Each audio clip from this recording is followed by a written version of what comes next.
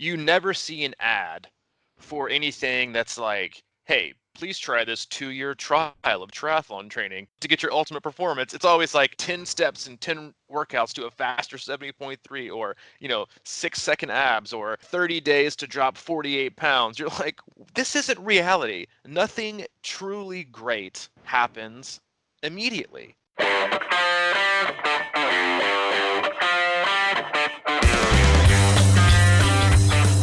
Hey, buddy. Hey, how are you? I'm good. I know it's only been like 45 seconds today. It's July 2nd, 2020. Welcome aboard Crushing Iron Podcast 387. I think that's right, man. 387. We are officially both in Chattanooga. We're currently at my house as Mike is getting his digs up and running, and the hub is about 2 weeks away from launching itself. So hopefully by podcast 400, we will be doing these together in the same room, possibly even on video, in our brand new C26 Hub. Ooh, the video. Listen, Let's start. Baby listen. steps, I'm man. gonna have to hit the gym for a little bit more and get a little bit and take care of this, my 40-year-old dad bod a little bit. Plus, I gotta trim the beard up. Probably invest in some more professional clothing that doesn't involve a rotation of 3 different red T-shirts and blue shorts. But hey, we'll bring it to you. Well, yeah. Say, you know what? Live your own life, man. Yeah, people say, they say YOLO, so, you might as well live it all in 1 pair of shorts and 3 T-shirts. But no, we appreciate you tuning in. As always, we come to you twice a week, traditionally Mondays and Thursdays, occasionally other days of the week, but we get it all in twice a week. We've been doing so for, going on 4 years, which is just crazy to think about. Even like 400 seems like a crazy number of podcasts to do, but we've been doing it. We're both coaches and athletes, and we cover triathlon and we cover life. We cover all things in between. For the most part, we'll just open the podcast up, having just a conversational style format, and sometimes dive deep. We'll talk swim, bike, run. We'll talk nutrition. We'll talk race recaps. Sometimes we'll do race previews. Those have oftentimes been some of our most popular podcasts, or people looking at racing, and hopefully that would be sooner rather than later.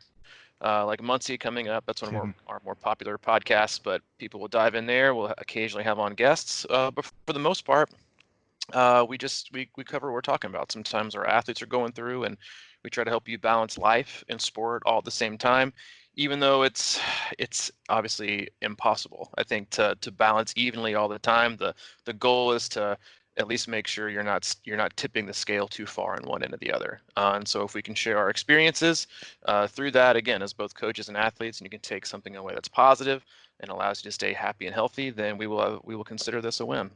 Yep.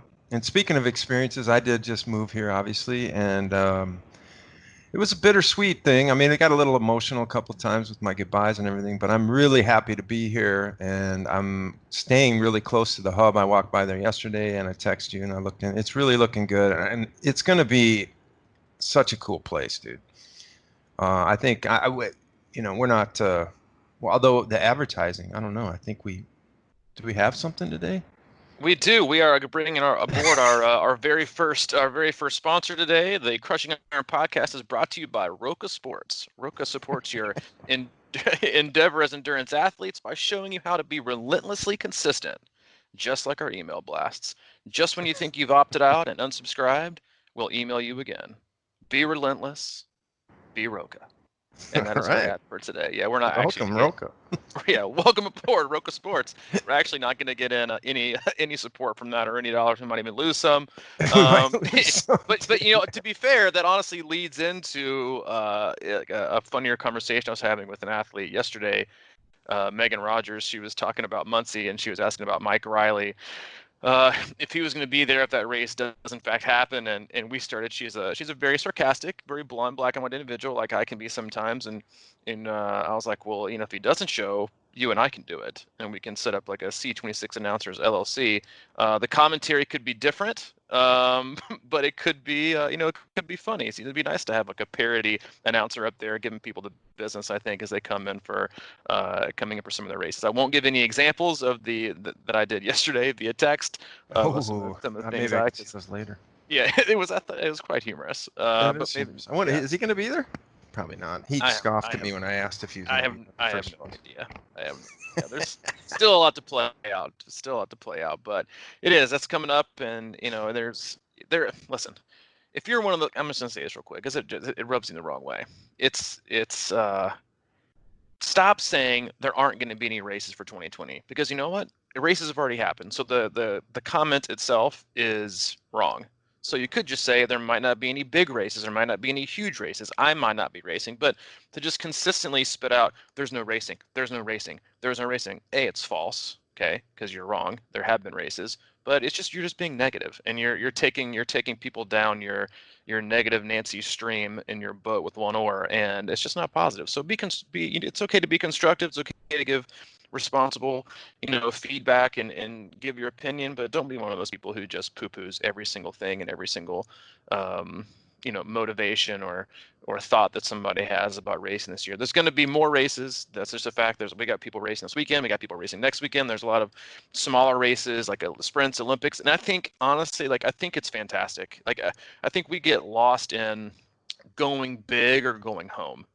And a lot of people I know were concerned the last few years about the grassroots events that are sprints and Olympics and local races and how they were going to compete with larger branded events. And most people, I mean, I think it's human nature now is like, oh, well, I could start with the 5K, but let's just go couch to marathon, baby. Or they do like a 15 mile or 100, like they just want to jump, jump, jump, jump, jump.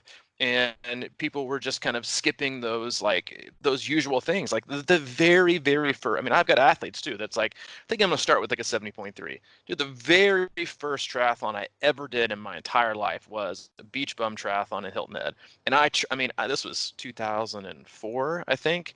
So many, many moons ago, but I I was so pumped to race, and I trained on a spin bike at the gym, okay, every single day until I could afford my very first tri bike. It was a Felt S22, and it was red. I'll never forget it. I was so excited to get it, but from most of my training was obviously in the pool, in the ocean. At that point, I worked for the Shore Beach Service Ocean Rescue Squad, so I was swimming a ton. My swimming was where I needed to be.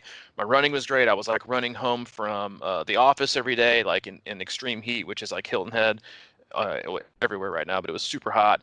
And I remember being super nervous about it. And it was unique because the Beach Bum Triathlon the bike was actually on the beach. Okay, which is like crazy to think about for most people if you usually go like in the Gulf or other places, like it's usually really, really deep sand. We're on Hilton Head, it's like almost concrete, as wide as the beach is and how far up the tide comes where the places are. You could ride your bike on the beach.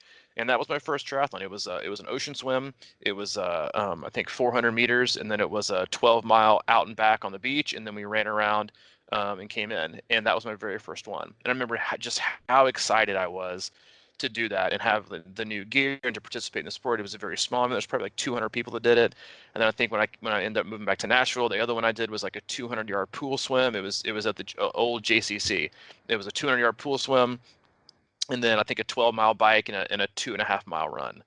And I just remember how accomplished I felt and how great it was. But then, so going back to, I guess, kind of the moral of this semi-story, this chapter, is that I'm hoping that this regression in a way of these mass sporting events that's forcing so many newer triathletes that have either gone long and just stayed long and kind of forgotten the benefits of racing short in the mom and pop races and the sprints and the local Olympics. Now they're being forced back into that, whether they like it or not. That I hope that A, supports local races and that they continue to thrive, but also aids in athlete development, because I think it really does bring about a really unique opportunity that we've kind of again been forced into. But there are still so many positives. Like I've had a lot of athletes that have raced this year and sprints, and they're like, I don't have this gear. And I'm like, I know, because all you've wanted to do is do 3 Ironmans a year for the last 3 years. So basically, you're not giving yourself enough time to unload and do these things. And now this is our time. And so it's really a great time for every athlete to kind of, especially if you know you're not racing this year, to scale back and refocus in terms of where you are in your athlete development and say, I'm actually going to focus on shorter because I know I can do some of these races and then move on from there. I think it's a glass half full moment if that's how you choose to look at it. There's a hidden story, right, in this race to the top and how fast we can get there. And like, as I reflect back, I also started with a sprint, and then I went to an Oli, and then another Oli, and then I did a half, and then I did a full Ironman, probably in a year and a half's time. And I honestly, as I reflect on that, think that I may have gone, that might even have been too fast to go to the full distance, because while it all went well, it's been, it's one of those things where you kind of have to catch up to your fitness, and there's nothing wrong with, it's like we have this idea that we always need to be shelled in this, you know what I mean? Like that overall arching thing. It's like, if we're not shelled, we're not doing anything. But I think there's got to be, and I think this is sort of our subplot in this whole podcast, is that we talk about staying within yourself and building in a way that's going to create longevity. And just in my experience, even if a year and a half going from basically not running to doing an Ironman, and I feel like that's always been kind of a little bit of a chink in my armor in some ways, because I'm, there's been struggles, and motivational things like that. And I think a lot of people that go from, I can't imagine going from 0 to a 70.3, like never doing a triathlon, never experiencing transition or just the vibe of what it is, and the motion and everything like that, because suddenly, you could get, that could eat your lunch, and it could be really a bad situation for the long-term health of your, triathlon career. And to me, that's like a big deal, right? Because that's what I think a lot of people get in and get out. It's this one and done mentality, sort of. And I think there's a lot to be said for what you just brought up in the idea of embrace a short race, and get that accomplished feeling, and build on that, rather than always have to dig yourself out of a hole. Well, and I also find that athletes, and this kind of piggybacks onto some of the things we mentioned in Monday's podcast, is that, everyone says, oh, well, if it ain't broke, don't fix it. But with athletes that have jumped to a longer distance event and only trained a specific way, and gone through specific cycles and patterns and nutrition, then they are only working off a sample set of like one or two. And they kind of stick with it, because if they're comfortable with it, and if they feel like it's working, they stick with it.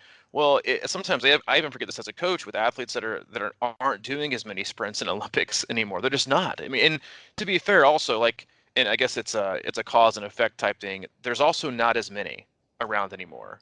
There's just not. The local smaller race scenes have all but, they haven't vanished, but they have dwindled significantly in the past 5 years. And so there aren't that many options, but everyone else is, like you said, like, it's all about, how fast and how quickly can I get there?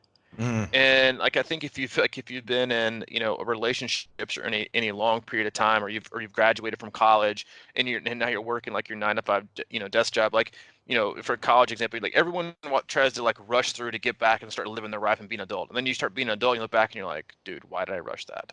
That was like the best years of my Right. life. I was free, I didn't have any responsibilities, and now here I am working this like 9 to 5 desk job. That was going to be awesome. I'm going to pay a little bit more, but other than that, dude, I wish I could go back and be in college.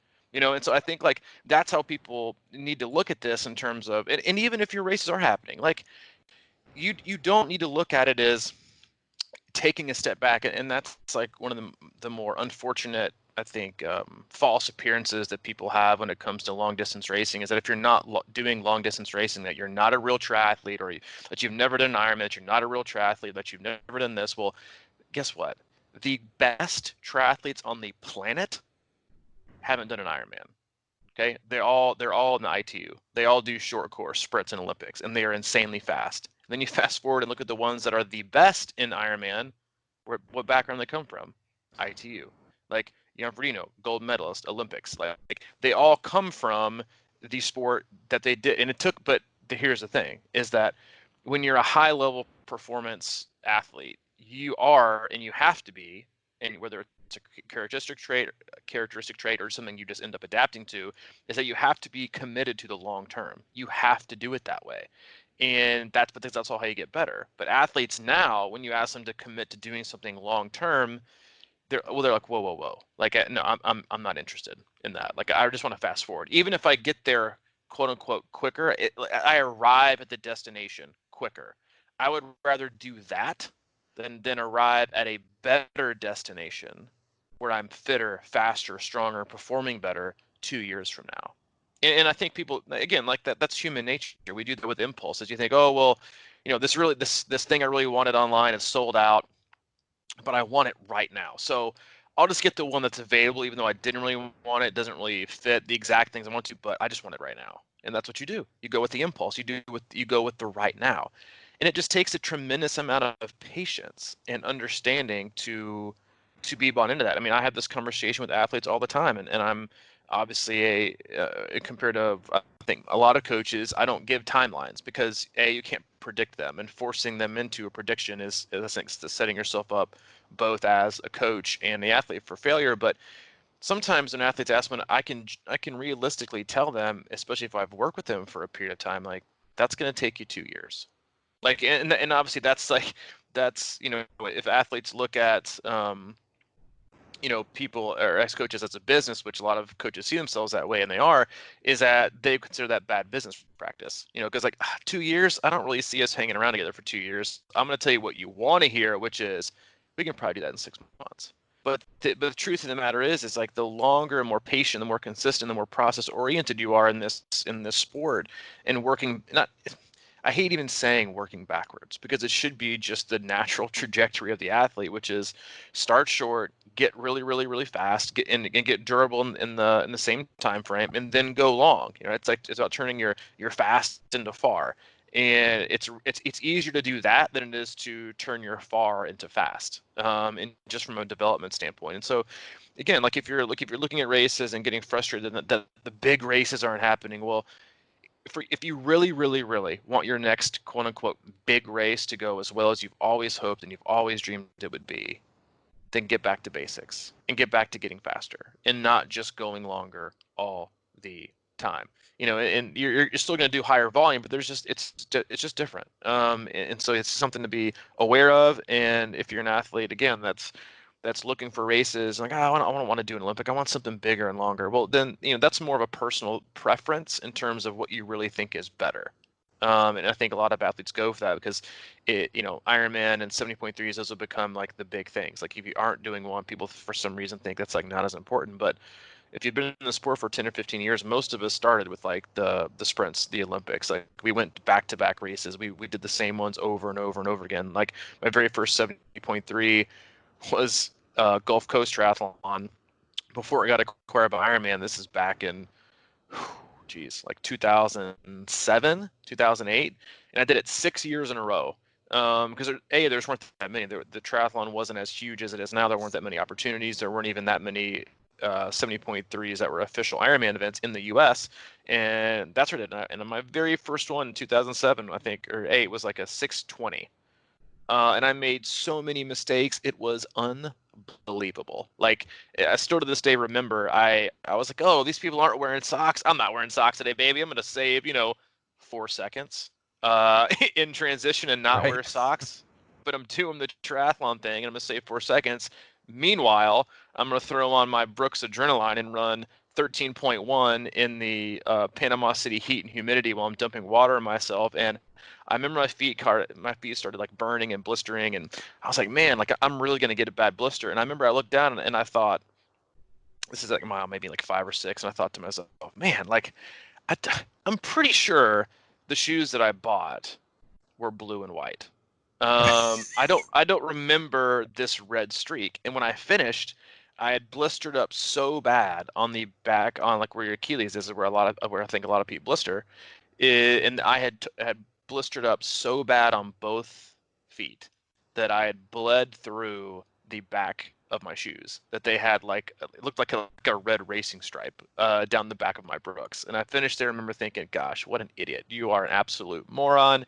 You need to figure this out. So you learn these lessons. And then it's 6 years in a row, and I went from like what is it, like a 6:13 to a 6:20 down to a 4:34 6 years later. I mean, it takes time, but like I think we just get lost in how to measure ourselves in certain ways and working our way up, and not necessarily thinking, well, I need to take a step back this year in terms of distance. But what you should be thinking, and maybe you should rephrase it this way, is I'm not taking a step back this year. I'm simply reevaluating where I am in my athlete life cycle, and in order to get where I want to go faster, because I think that's the point that a lot of people miss, is that like, oh, I want to compete in Ironman. I want to race really fast. I want to be a sub 10-hour guy or a sub 10-hour girl, and I want to do this and this and this. And what happens is you might work really hard and go long that very first year, and you might hit 11:50, and you're thinking, oh, dude, I'm almost there. And so you stay going long, but you stagnate. You go 10:50, 10:40, 10:40, 10:30, maybe even back up to 12s. And then maybe someday you get there. Maybe you end up getting there. But for the most part, what you could do, it might take you 5 or 6 years. Or you could say, what I really want to do is compete at this level. And in order to do that, I need to be here before I can realistically think I need to arrive here. Like an example would be, and so you may actually achieve it in year 2 or 3 versus year 6 or 7, even though you didn't do your first Ironman until year 2 or 3. And so like I've had conversations with athletes who want to qualify for Kona, and they're like, I think I'm going to make the jump up. I'm doing this. I'm like, listen, like, given your age group, given the races that you're doing, given the competitive nature of obviously just making that top 2 or 3, and the depth of the fields, before you even think about making that jump, we need to have you at a 70.3 speed that is under a 440 at least, if not 430, to even give yourself a reasonable shot at thinking this is actually a consideration. And so I think, again, like when you look at your trajectory as an athlete, that's what you should focus on in terms of, you're actually going to get there quicker. The ultimate performance, the ultimate, the plateau, or not the plateau, but the peak of where you want to go with your athletic endeavors and your Ironman and 70.3s, whatever it is, like, you can actually get there faster by slowing yourself down in terms of consuming events that are so long all the time and just basically swinging.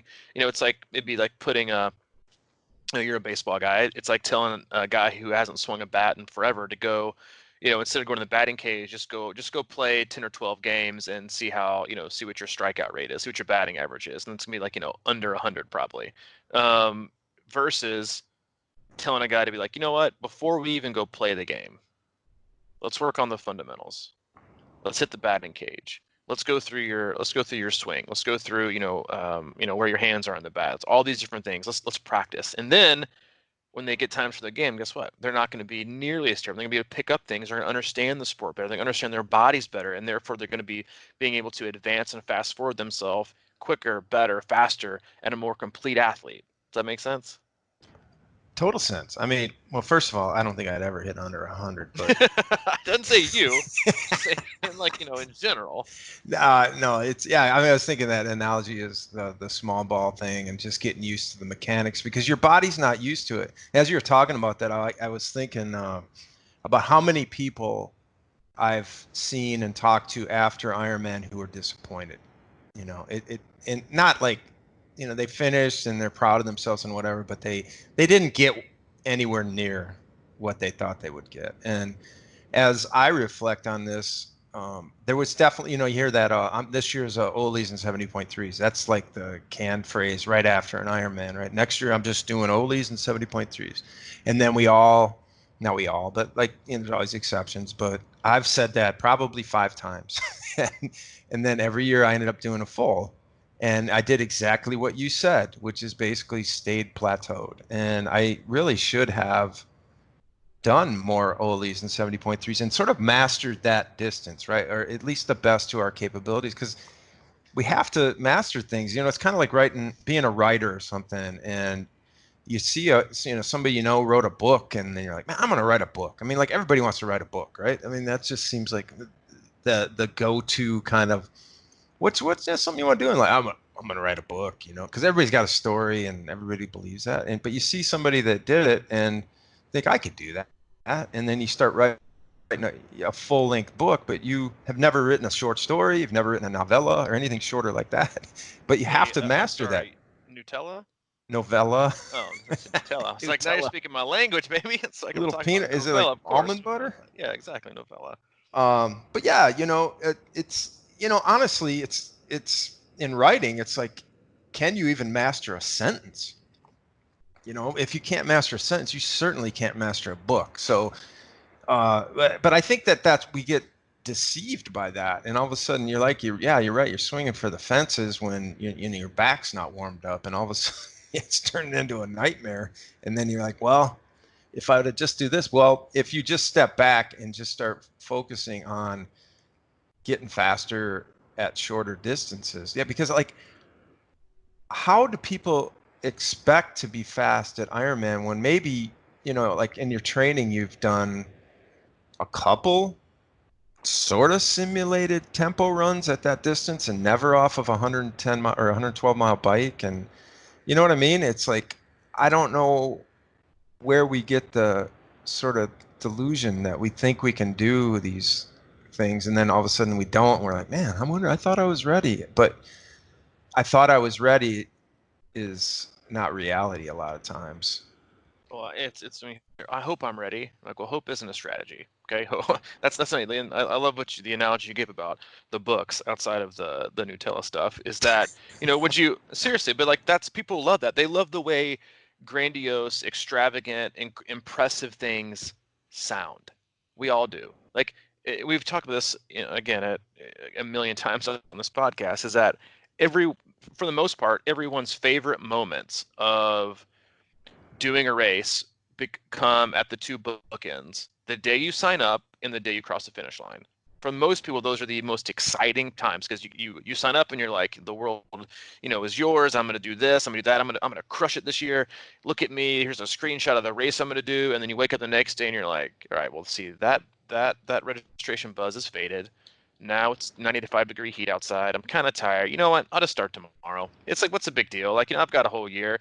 And then the next thing you know, you find yourself halfway through and you're like, I haven't even done anything. And now I Yeah. got this race coming up. Now I got to get going. It's like, for the book, it's like, would you rather be someone who has successfully completed 5, 6, 7 really, really incredible short stories, or, something even smaller, versus a person who for the last 10 years has been telling all their buddies and friends, I'm working on this book. It's coming along.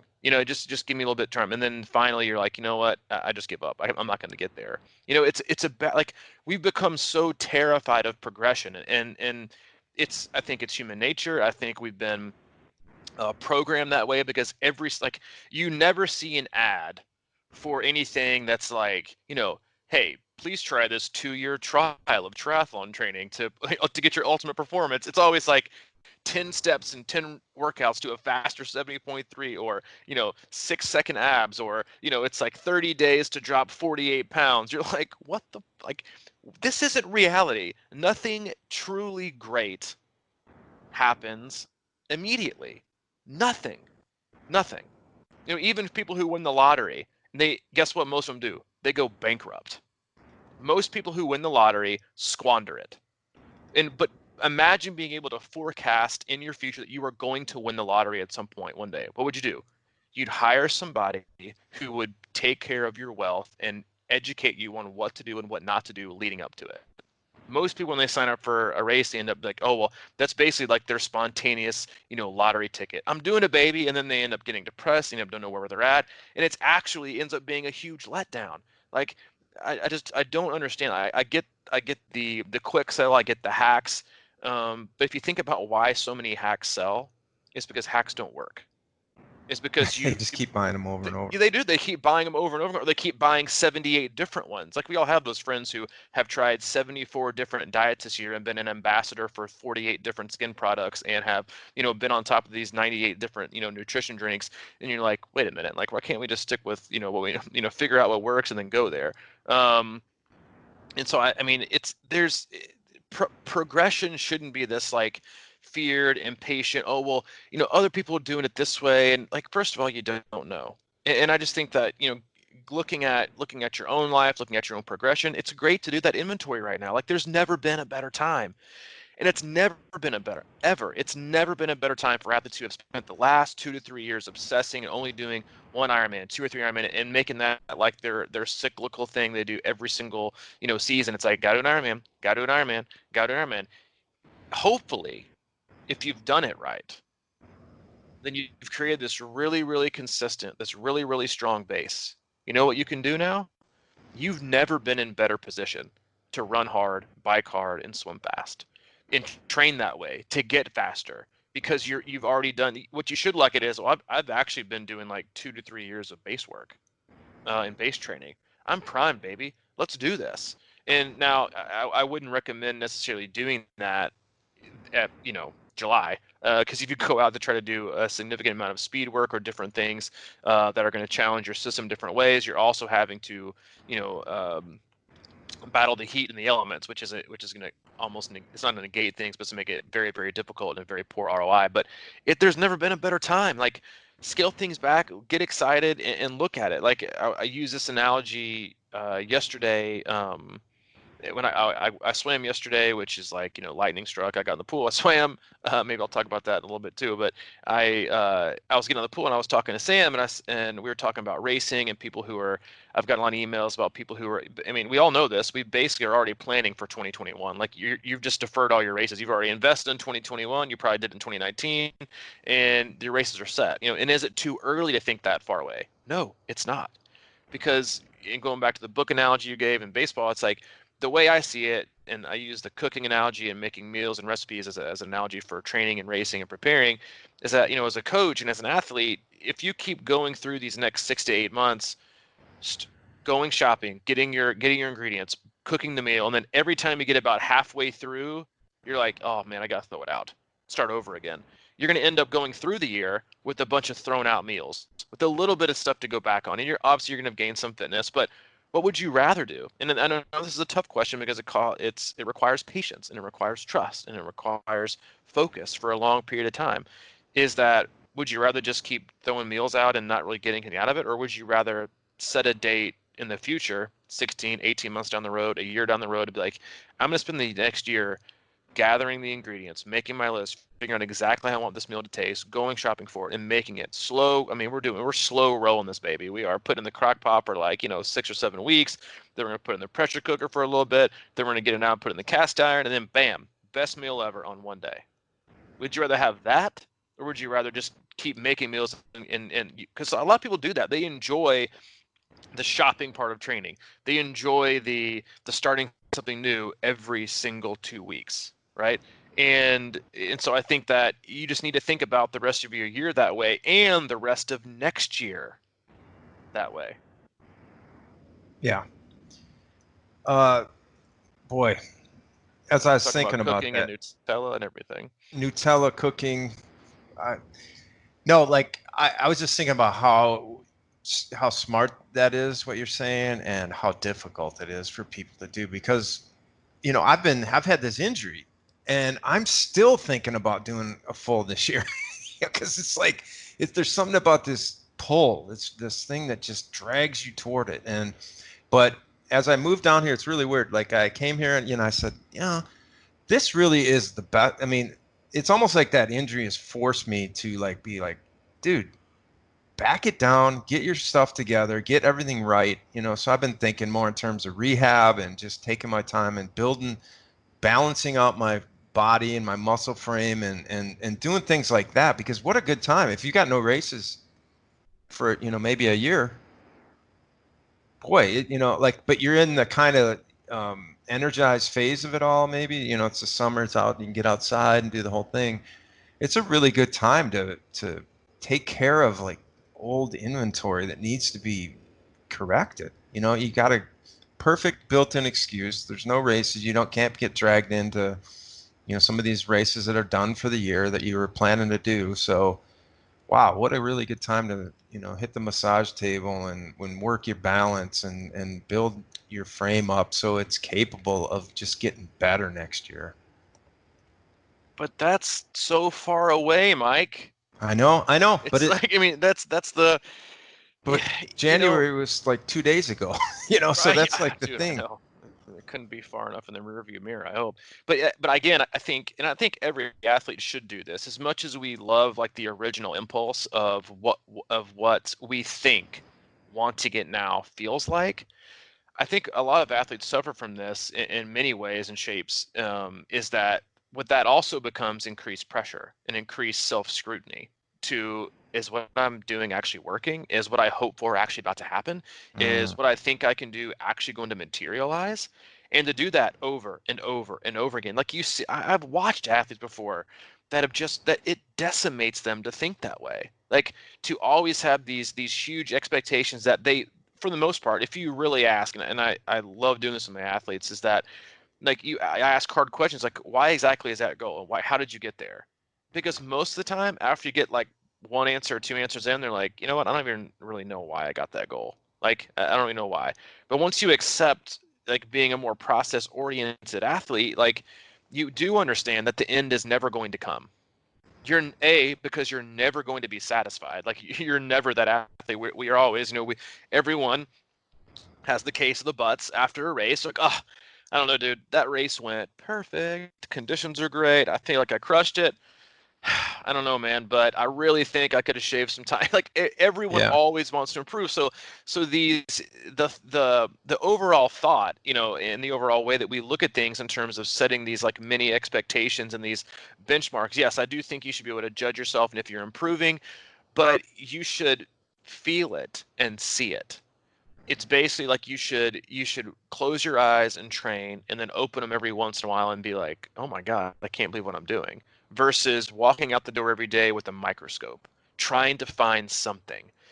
Because what you're actually going to find is you're going to find every day is different. You're not going to see an improvement every single day. That's just not how it works. Like you're not going to see a faster split or a higher watts or a faster 100-yard pace in the pool every single time you do it. It's just not going to happen. And so I think there's a huge amount of pressure that can be relieved from all athletes, right now, if they know they're not going to race, they've chosen not to race. It's that like this is the first time you may be in a position to relieve the amount of pressure we put on ourselves from a time standpoint. Like I I don't have to be rushed.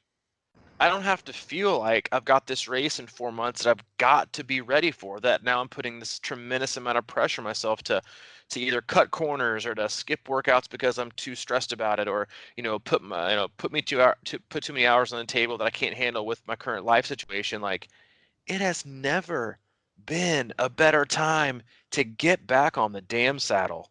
It just hasn't. Like I thought that to myself yesterday when I got in the pool. I haven't swam. I mean, I did like 8 or 9 strokes at camp, and they like ridiculed me tremendously for my stroke mechanics. But I hadn't swam since last September, and walk on the pool deck. I get in the pool yesterday morning, and I go in, and of course, you know, your first thought is, all right, let's just see how fast I can go. Let's see if I still got it, baby. Or, let's see how long I can go and what I've really got in me.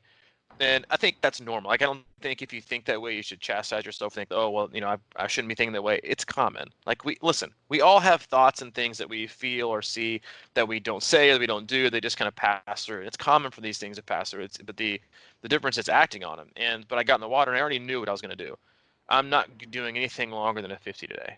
And I already had the set made up in my mind that I was going to do. I was going to do 50s and 25s and a little bit of sculling to get my feel back for the water and just kind of see where I was at for the day. And basically start back from scratch. Could I have gone in there and tried to see how far I could have gotten the 45-minute window that I was allotted? Sure.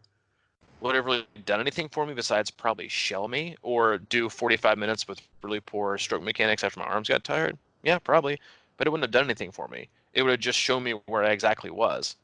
Or I could have done what I did yesterday, which was take positive and appropriate steps towards actually being faster and being fitter and being able to be better in the water.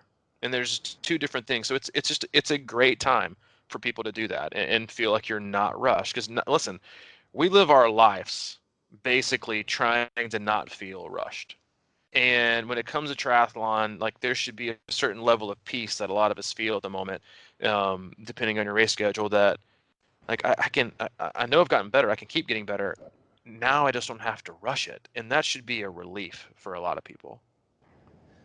Yeah, you mentioned it was your first time back, and you said you had the quote unquote set in your mind Hmm. with 50s, and I think too, like, and I brought this up I think last time when we went out to the trace, and I went back to back with my two longest rides of the year, and I didn't have my speedometer didn't work, I didn't have a watch on, and I was just riding, and there's something. I mean, we get trapped in training all the time, and like we lose track of this idea of like, wow, man, it's kind of nice to ride your bike and enjoy riding or swimming, just swimming. I mean, so like the pressure of always having like a structure with everything. Sometimes, we rode out, I don't know how many feet, 2,000 or something like that on that first day for a couple hours or whatever it was. And I just felt, you text me, you're like, hey, how'd that feel? Because I know you haven't been riding. And I felt great. I really enjoyed it too. And man, that's to me is like that idea of like, how many times have you heard this as a coach? Oh man, I'm just not feeling the bike. I got to get on the bike. Oh, I got to get it. Think about it. It's like getting on the bike as a kid. That was like the thing you wanted to do most. Mm-hmm. How do we find that again? I mean, think about the value of being able to find that again right now. Getting to the point where you're strong, you feel good. Every bike ride doesn't just slay you, and all of a sudden you're looking forward to riding and you're strong enough to do it. You're strong enough to execute these things. You don't always have to hit, your biggest power number every time you get on it. And then all of a sudden you're just starting to hit those numbers naturally because you're riding a lot and you're feeling good. And those things just sort of happen. I love what you say. 'Cause, yeah, you don't improve every day.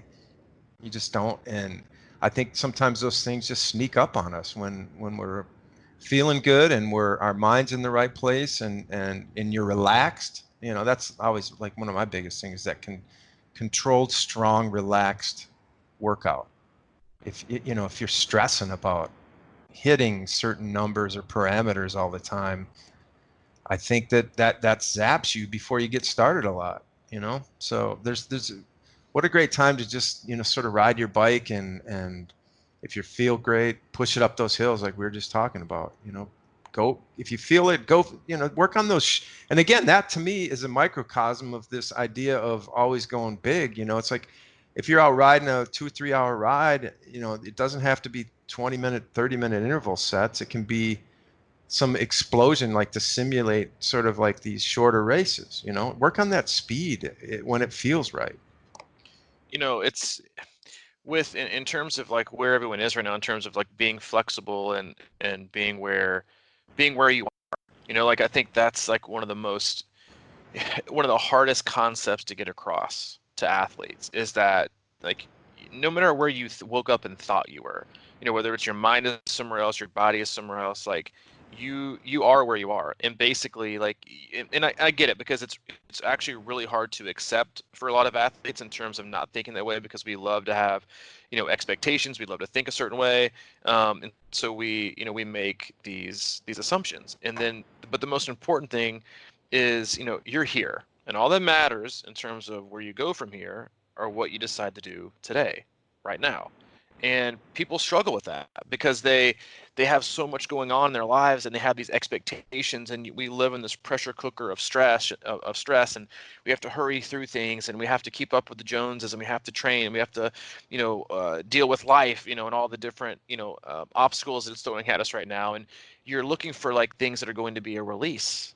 And when it comes to judging ourselves and being flexible and training in a way that's positive and productive and healthy, and it's going to be sustainable for a long period of time, if you continue to just hammer it and hammer it and hammer it, like the the nail is going to be gone. You're never going to see it again. And it's going to be so far in, you're never going to be able to pry it out.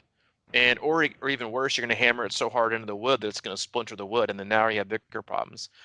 But that's like, and for some athletes, that's their outlet. In a, I don't want to say in an irresponsible way, but in an unhealthy way, is that for some reason we associate pain with equal amounts of pain to create a healthy balance.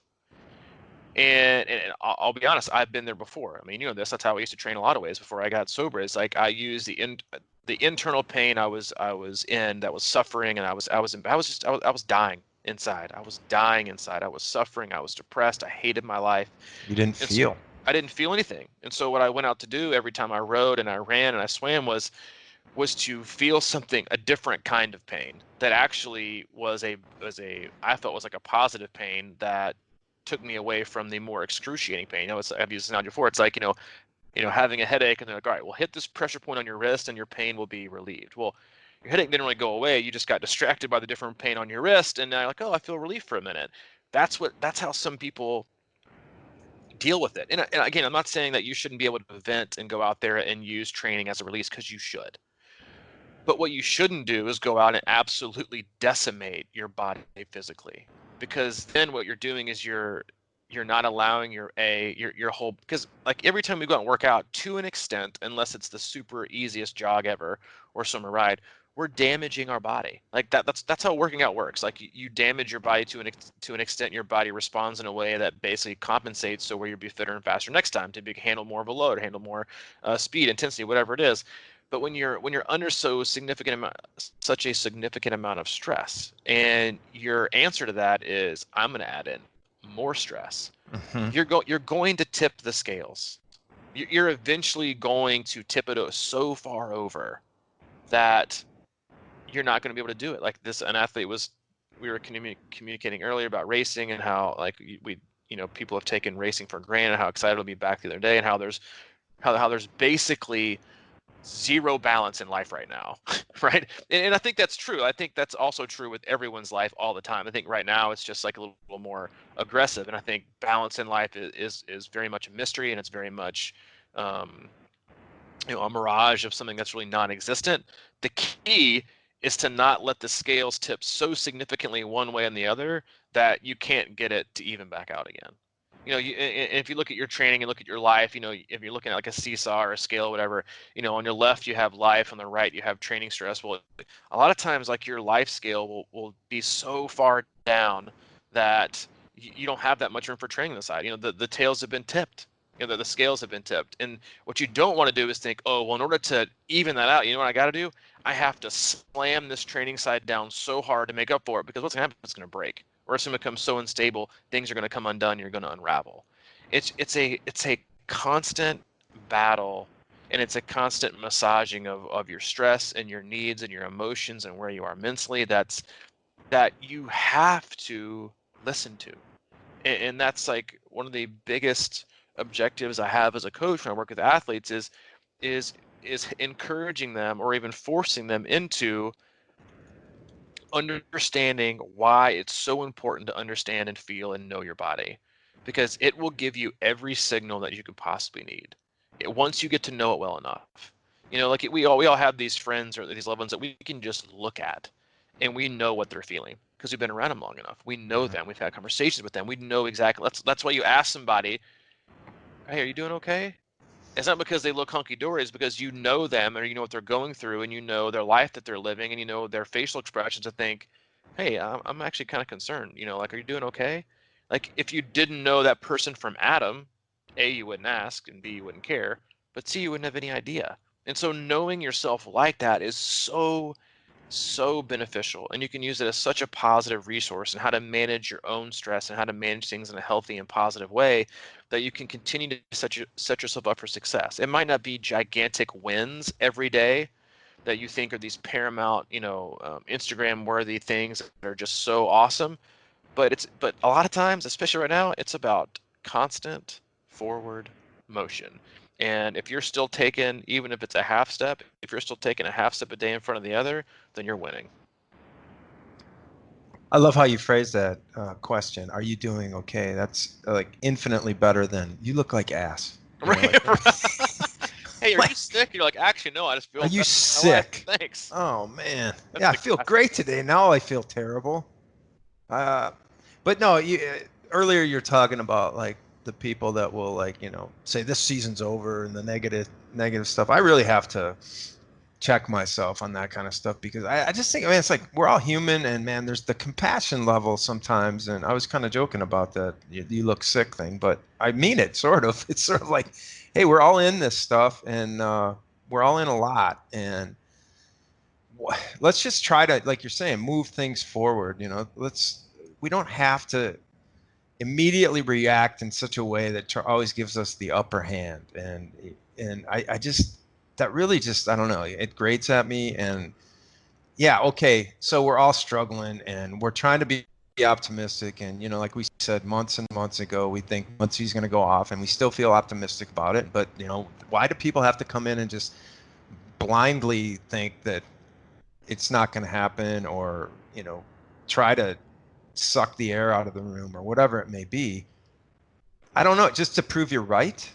Is that what it is? I don't really get it. And that's just a small example, but I think this is a time too when, you always think like that, but then you can reflect that same attitude on yourself, right? It's like we tend to judge ourselves so harshly, and now is a really good time to, like you're saying, just get everything kind of in order and treat yourself in a way that is good for the long term, because feeling that, making yourself feel and just pouring on that pain. And I love what you said about hammering the nail so hard you lose it, and it's like impossible to get back out. And that's like the worst, like if you've ever done that, man, it's a frustrating situation, because then you got to start hacking away at the wood and, like, stick that claw in there, and it's never good. It's never a good ending, right? When you go too far. So go, stay at your pace, stay within yourself, don't rush it, and be who you are, be where you are. Yeah, that's the toughest thing for anyone. Be where you are, because that was. I mean, I think I mentioned that on my Zoom call yesterday in terms of being where you are. I think that's one of the more um, pressing things that athletes are feeling right now in terms of specific training availability being taken away. And I give the example for swimming in that, like, I realized that one of the reasons why I think I miss swimming so much, or that I got out of it yesterday, was that, like we live in a world right now where no matter where you are, basically, or what you're doing, you can opt out of your thoughts via distraction, via your phone, via the TV, via whatever. You can opt out any second of any day, no matter what you're doing. You can numb the thoughts, you can numb the feelings. And while that might seem beneficial, if for for at the moment, you're letting your water boil all the time, and eventually it's just going to evaporate and you're going to be done. But what swimming did, for me yesterday, it was like, no, I don't do like the swim P3 thing. So like or foam by the pool. So it's like, it's just you. Guess what you're left with? You and your thoughts. That's it. You got nowhere to run, nowhere to hide, no distractions, no nothing. And you're forced to think through things. And so I think you feel, and this is the same, I'm sure, for athletes who bike and run and do different things in different sports, is that, we all have this thing that basically allows us to kind of re-energize through processing. And I know swimming does that for me. It does that for a lot of people. It forces you into your thoughts. And I've joked millions of times that, like, I want to invent like a transcription device of your thoughts, like a Bluetooth mechanism you attach on your goggles, and every single thought you have is now transcribed to your notepad and your iPhone when you get out. Because we'd have like There's your all book. kinds. Yeah, we can't. There's your book. It's done. Like, you train for Ironman for 4 years, your book's done by the end of four. It's like just transcribed and perfect.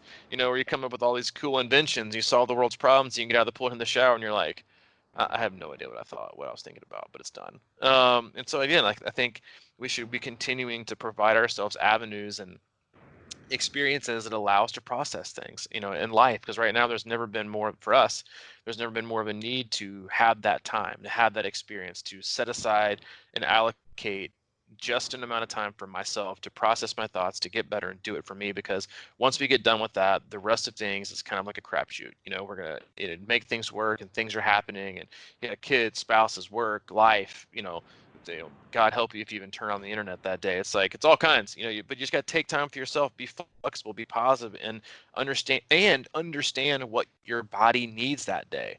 Does it need the workout, or does it actually need a day of rest, so you can actually get up the next day and be better, and better suited to actually take on all the different things that are being thrown right now.